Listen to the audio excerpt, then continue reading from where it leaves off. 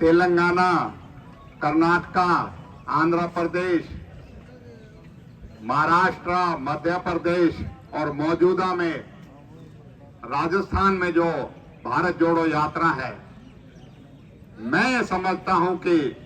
हिंदुस्तान ही नहीं पूरे विश्व में इससे बड़ा जन आंदोलन किसी नेता ने नहीं किया। और उसमें हमारे नेता में हमें फख्र है, उस नेता पे जिसका नाम है राहुल गांधी जी। आज वो चुनाव में किसी वोट मांगने के लिए नहीं निकले हैं, आज ना कोई चुनाव है। हिमाचल के चुनाव में तो वो गई भी नहीं, और मुबारक हो आपको, हिमाचल में 40 सदस्यों की कांग्रेस की सरकार बनी है, जिससे वहां की जनता ने आप सब लोगों को एक मौका दिया है कि आप सब लोग इस विचारधारा को आगे बढ़ा सकें। आज जगह जगह उनका, चाहे महिलाएं हों, चाहे बच्चे हों, बूढ़े हों, जवान हों, समाज के सभी वर्गों की बात करें तो चाहे जो है सबसे कमजोर तबका हो, चाहे दलित हो, आज सबने जुड़ के अपना जन आशीर्वाद और अपनी ताकत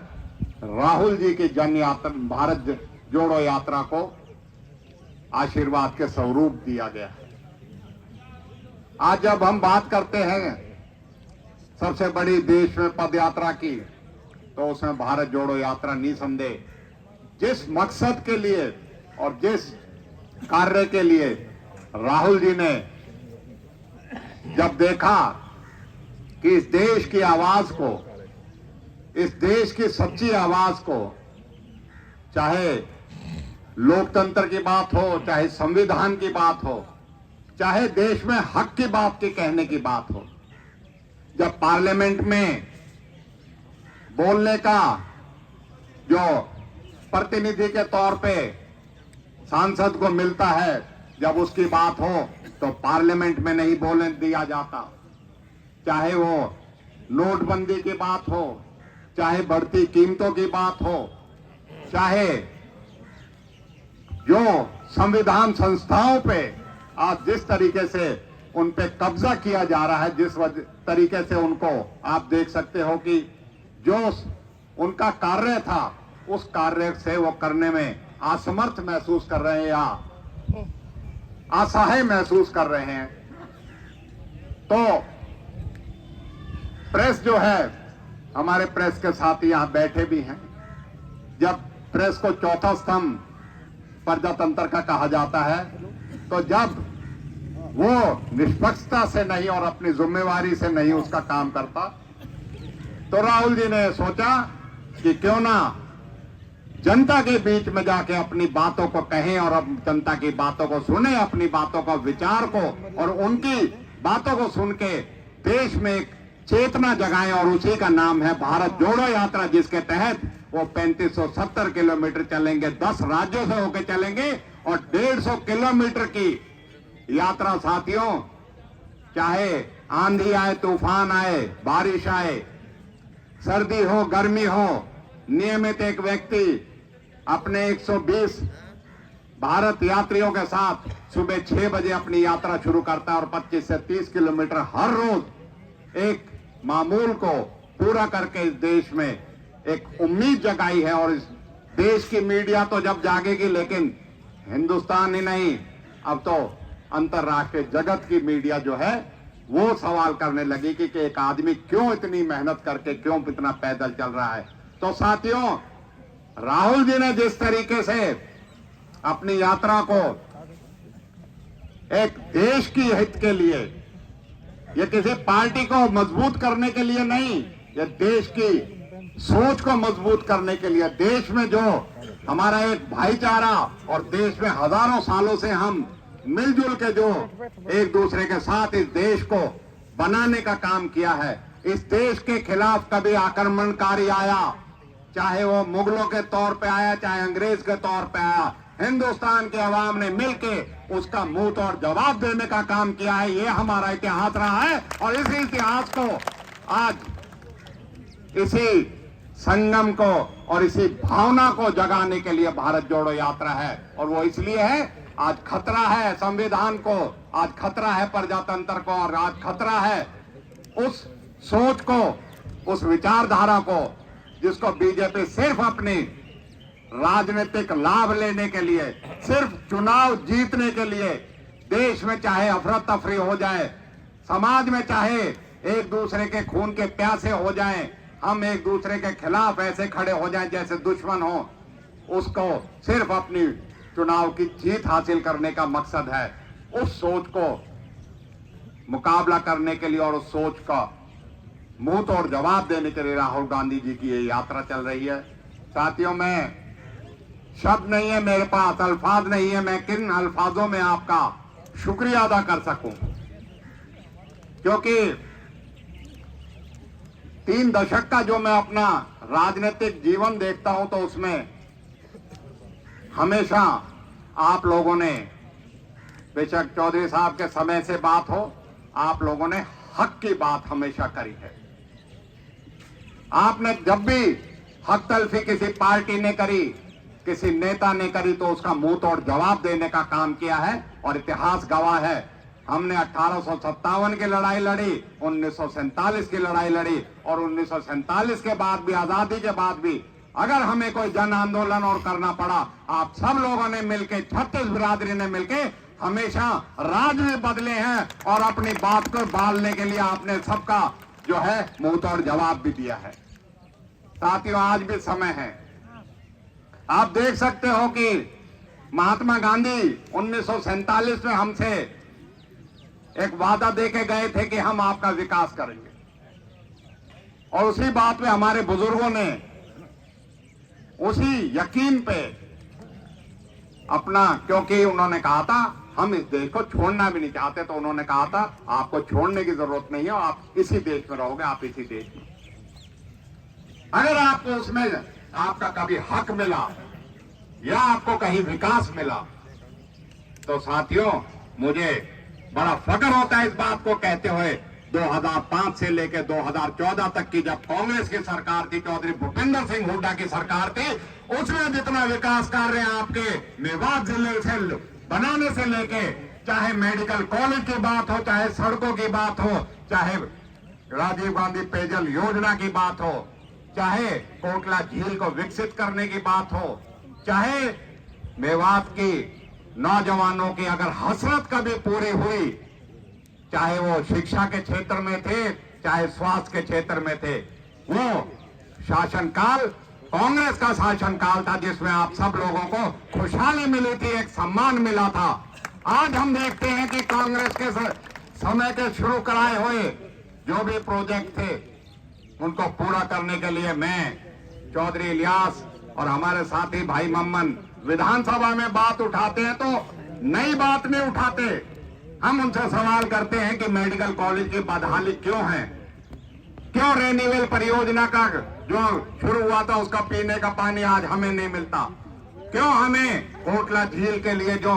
जमीन हमें एक्वायर करके प्रोजेक्ट हम बना के थे उसको मुकम्मल क्यों नहीं किया जाता, क्यों नहीं ड्राइविंग ट्रेनिंग स्कूल छपेड़ा में क्यों नहीं बनाया जाता, जिसकी वजह से हमारे यहाँ के हजारों ड्राइवरों को उससे राहत मिल सके, क्यों आयुर्वेदिक मेडिकल कॉलेज आकेड़ा में आज भी 8 साल हो गए हैं हमारे द्वारा, लेकिन आज भी वो मुकम्मल नहीं हुआ। कोई ऐसा काम बीजेपी ने बताए कि उनके इस सरकार को मैं तो कहूंगा चुल्लू भर पानी में डूब मर जाना चाहिए, क्योंकि जो काम हम करके गए थे उनको संवारने की जरूरत भी नहीं कर सकी। ये काम, नया काम तो इन्होंने करना ही नहीं था। तो साथियों, मेरा कहने का मकसद ये है, आपने हमें,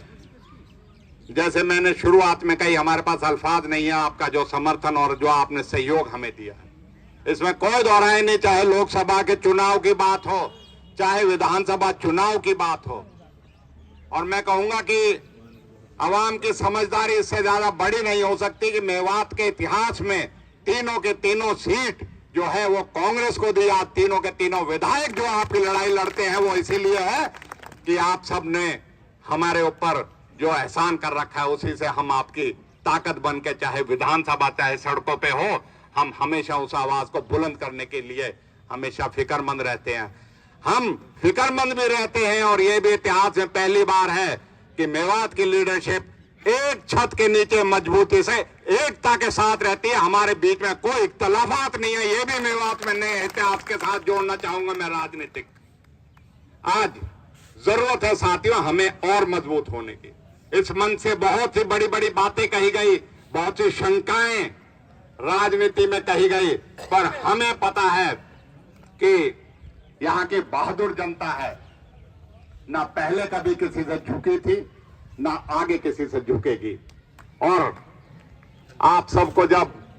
विचारधारा राहुल गांधी की मिले, आपको सब उनका नेतृत्व मिले, प्रदेश में आपको नेतृत्व चौधरी भूपेंद्र सिंह हुड्डा और भाई उदय भान जी का मिले, तो मैं समझता हूं कि अब कल हिमाचल का परसों रिजल्ट आया, लोगों में एक नई बदलाव की एक सूचक जो है वो दिखने लगी। क्योंकि ये प्रोपागंडा करते थे वोट किसी को डाल दो सरकार हम बनाएंगे, लेकिन ये मिथ भी टूटने वाला है। अभी 1 घंटे में हिमाचल प्रदेश के नए मुख्यमंत्री का नाम आपके सामने आ जाएगा और हम सरकार बनाएंगे हिमाचल में। ये उन लोगों के लिए तमाचा है जो लोकतंत्र में यकीन नहीं करते और क्या सोचते हैं कि वोट किसी का दे दो। मध्य प्रदेश में सरकार चुनी हुई, उसमें खरीद फरोख्त करके कुछ गद्दारों को शामिल करा के उन्होंने सरकार बेशक तोड़ दी हो, लेकिन मैं ये कह सकता हूं मध्य प्रदेश में अगले साल फिर से चुनाव होगा। मध्य प्रदेश की जनता फिर से मुंह तोड़ जवाब देके कांग्रेस को सरकार बनाने का काम करेगी, क्योंकि आप जो है लोगों के मत को चुराने का और डकैती डालने का काम करते हैं, उसको खरीद फरोख्त करके उसको रौंदने का काम करते हैं, लेकिन जनता जो है अपना स्पष्ट बहुमत जो है वो देती रही है और देती रहेगी, क्योंकि जनता जनार्दन है, जनता सबसे बड़ी ताकतवर है। साथियों,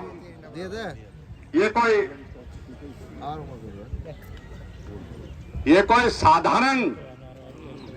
जो यात्रा नहीं है। और जैसे भाई आसिफ ने कहा, मार्ग दिल्ली के बहुत जाते हैं, राजस्थान से भी बहुत मार्ग हैं जो दिल्ली को जा सकते हैं, लेकिन आपके मार्ग को चुन के और इस धरती में,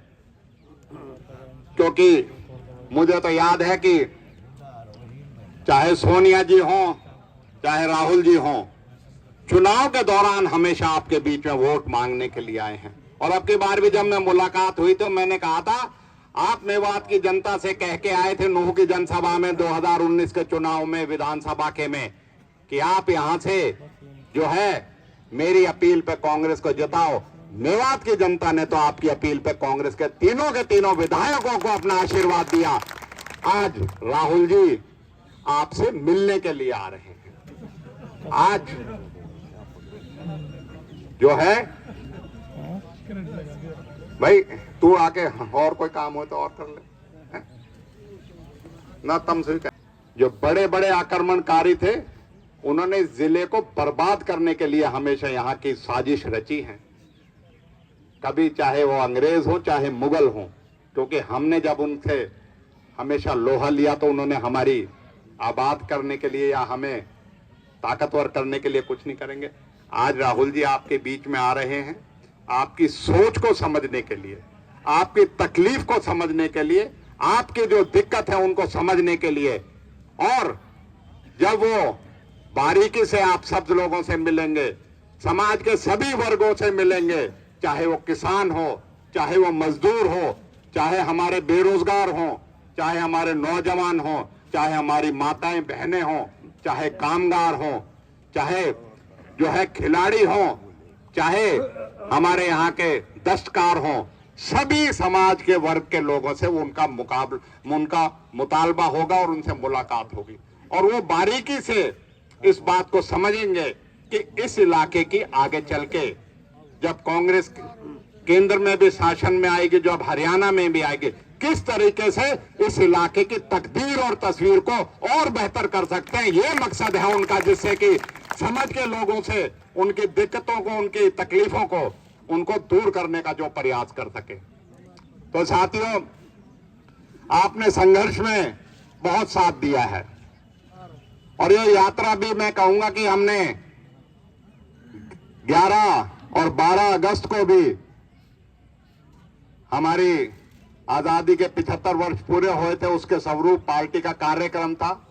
फिरोजपुर झिरका से नूह तक लेके आपने जो है अपनी यात्रा भी करी थी, अपने झंडा लेकर, राष्ट्रीय झंडा लेकर हमने कही थी, जब भी आप सब लोगों ने जो है पदयात्रा करी थी। आज हमने उस पदयात्रा जो हो रही है उसमें उसका स्वागत भी करना है, उसमें उसका सहभागी भी बनना है और उसमें एक इतिहास दर्ज कराना है। जब भी इस इलाके का इतिहास लिखा जाएगा तो उसमें 21-22 दिसंबर, जैसे आज हम 19 दिसंबर 1947 को याद करते हैं कि महात्मा गांधी आए थे, तो 21 और 22 दिसंबर 2022 को याद किया जाएगा कि देश का एक ऐसा महान सपूत राहुल गांधी यहां आया था जिसने पदयात्रा करके इस इलाके की तस्वीर और तकदीर बदलने की जो संकल्प था उसको किस तरीके से मजबूत करके गया। तो साथियों, आप सब चाहे हरियाणा के किसी भाग में रैली हो, चाहे जनसभा हो, चाहे यहां धरना प्रदर्शन हो, सरकार के खिलाफ हो, उसमें हमेशा आप सब लोगों ने बहुत बढ़ चढ़ के और अपनी जिम्मेवारी का हमेशा परिचय दिया है। मेरा साथियों, आप सबसे एक बहुत विनम्र की, आज कोई चुनाव जो है, ना तो लोकसभा का चुनाव ना विधानसभा का चुनाव निकट भविष्य में तो है नहीं, लेकिन इस इलाके की एक जिस तरीके से इस्तकबाल होगा, जिस तरीके से आप सब लोग आगे बढ़ के उनका स्वागत करेंगे, एक बात मैं जरूर कह सकता हूं, हिंदुस्तान के इतिहास में मेवात का जो है परचम जो है, मेवात के इतिहास का परचम जो है, मेवात के साथ देने का और जो एक हमारा इतिहास है उसको जरूर 4 चांद लगेंगे और एक मौका है जब हम मिलकर उस चीज को फिर से कर सकें। साथियों, जो फिरोजपुर झिरका से 1 किलोमीटर चल के बॉर्डर पे, मुंडा के बॉर्डर पे उनका स्वागत होगा और वो सुबह 6 बजे होगा। इस यात्रा की सबसे बड़ी खूबी ये रही है कि ये अपने समय से जरूर उसी से चलती है जो समय तय है, जिसके वजह से तो उसमें चल के मुंडा के बॉर्डर से चल के फिरोजपुर झिरका तक वो उस दिन आएगी जिसमें उसमें हमारे पूरे प्रदेश के सभी नेता जो है उसमें शामिल होंगे उनका स्वागत करने के लिए। और उसके बाद शाम को उसका पड़ाव जो है वो आकेड़ा में होगा और आकेड़ा में सुबह फिर से गोहाना मोड़ से 6 बजे से लेके और वो फिरोजपुर नमक रुक के दोपहर में और अंबेडकर चौक पे 22 तारीख को उसका समापन होगा सोहना में। ये प्रोग्राम है। साथियों, मेरा आपसे एक जो है निवेदन है, जैसे आकेड़ा से चलती है तो आकेड़ा गांव वालों का जो है उसमें से जितने लिंक रोड चलते हैं,